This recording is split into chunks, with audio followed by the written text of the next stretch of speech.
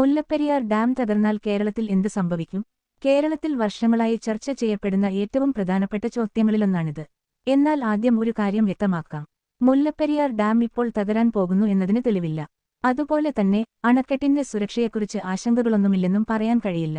അപ്പോൾ യഥാർത്ഥത്തിൽ എന്താണ് സംഭവിക്കുക?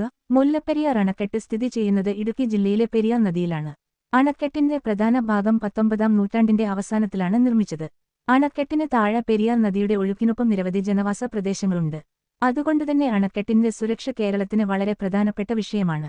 അണക്കെട്ട് തകർന്നാൽ, ഒരു വലിയ അണക്കെട്ടിന്റെ തകർച്ചയുണ്ടായാൽ ആദ്യം സംഭവിക്കുന്നത് അണക്കെട്ടിലെ വലിയ തോതിലുള്ള വെള്ളം താഴേക്കുള്ള നദീതടത്തിലേക്ക് അതിവേഗം ഒഴുകുന്നതായിരിക്കും. വെള്ളത്തിന്റെ അളവും ഒഴുക്കിന്റെ വേഗതയും ഭൂമിശാസ്ത്രവും അനുസരിച്ച് അതിന്റെ ആഘാതം വ്യത്യാസപ്പെടും. പെരിയാർ നദിയുടെ താഴേക്കുള്ള പ്രദേശങ്ങളിൽ വെള്ളപ്പൊക്കത്തിന് സാധ്യതയുണ്ടാകും. റോഡുകൾ, പാലങ്ങൾ, വീടുകൾ, കൃഷിയിടങ്ങൾ, വൈദ്യുതി സംവിധാനങ്ങൾ തുടങ്ങിയ അടിസ്ഥാന സൗകര്യങ്ങൾക്ക് നാശനഷ്ടമുണ്ടാകാം. ഏറ്റവും പ്രധാനപ്പെട്ടത് ജനങ്ങളുടെ ജീവനും സുരക്ഷയുമാണ്. എന്നാൽ സോഷ്യൽ മീഡിയയിൽ പ്രചരിക്കുന്നതുപോലെ മുഴുവൻ കേരളവും വെള്ളത്തിനടിയിലാകും എന്ന് പറയുന്നത് ശാസ്ത്രീയമായി ശരിയായ അവതരണമല്ല. വെള്ളപ്പൊക്കത്തിന്റെ വ്യാപ്തി കൃത്യമായി അറിയാൻ dam break analysis, flood modelling, terrain data, reservoir level തുടങ്ങിയ നിരവധി വിവരങ്ങൾ ആവശ്യമാണ്. എന്തുകൊണ്ടാണ് ഇത്രയും ആശങ്ക? മുല്ലപ്പെരിയാർ അണക്കെട്ടിന്റെ പ്രായമാണ് പ്രധാനമായി ചർച്ച ചെയ്യപ്പെടുന്ന ഒരു വിഷയം. 19-ാം നൂറ്റാണ്ടിൽ നിർമ്മിച്ച അണക്കെട്ടാണ് ഇത്.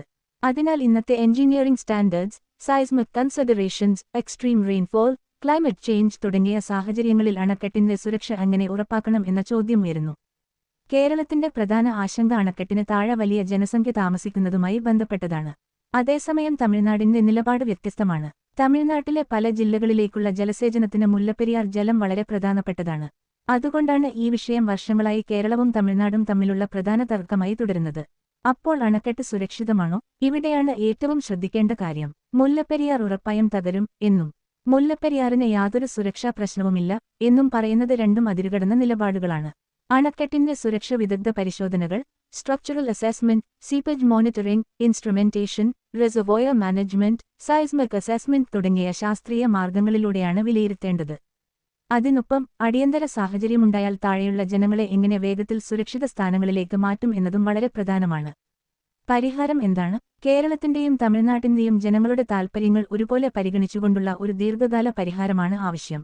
ശാസ്ത്രീയ വിദഗ്ധരുടെ വിലയിരുത്തൽ, സുതാര്യമായ സുരക്ഷാ പരിശോധന, ആവശ്യമായ മെയിന്റനൻസ്, ശക്തമായ എമർജൻസി വാർണിംഗ് സിസ്റ്റം, വ്യക്തമായ എവാക്യുവേഷൻ പ്ലാൻ ഇവയെല്ലാം ഉറപ്പാക്കണം. അണക്കെട്ടിന്റെ സുരക്ഷയെക്കുറിച്ചുള്ള ചർച്ച രാഷ്ട്രീയ വാദപ്രതിവാദമായി മാത്രം മാറാതെ ശാസ്ത്രീയവും സുതാര്യവുമായ രീതിയിൽ മുന്നോട്ടു പോകണം.